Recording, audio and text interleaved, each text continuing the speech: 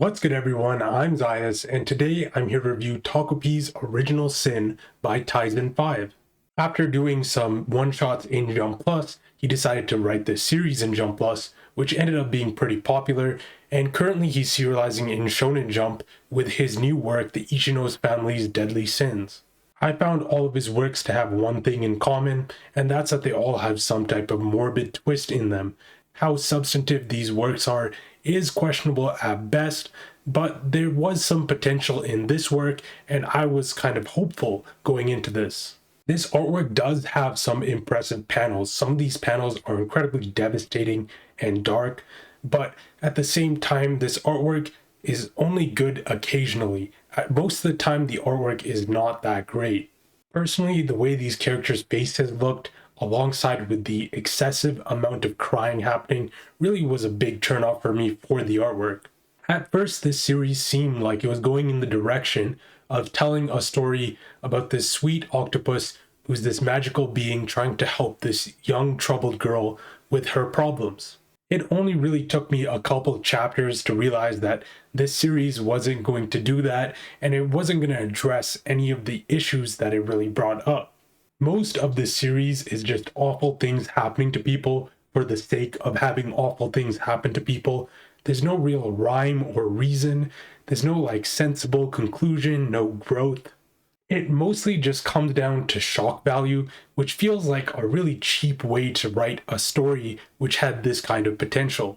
There are times where this series feels like it's going to address really difficult and heavy topics like bullying, divorce, murder, abuse, and much more, but most of the time it just ends up skimming over them, and it feels like the author really just didn't want to get its hands dirty with these topics.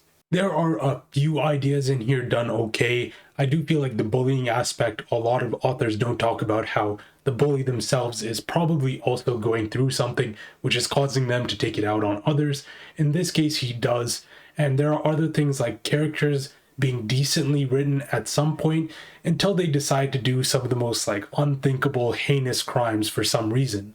You have to ask yourself all these questions, like, why was the bullying that bad? She has a troubled home life, but you don't bully somebody that bad unless there's a real serious problem. And then there's stuff like, why did they feel like murder was the only acceptable way to solve this? And why was she happy after having murdered someone?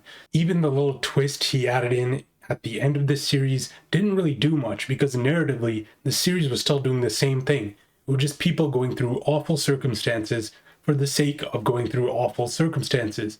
The ending is easily the most infuriating part of this series.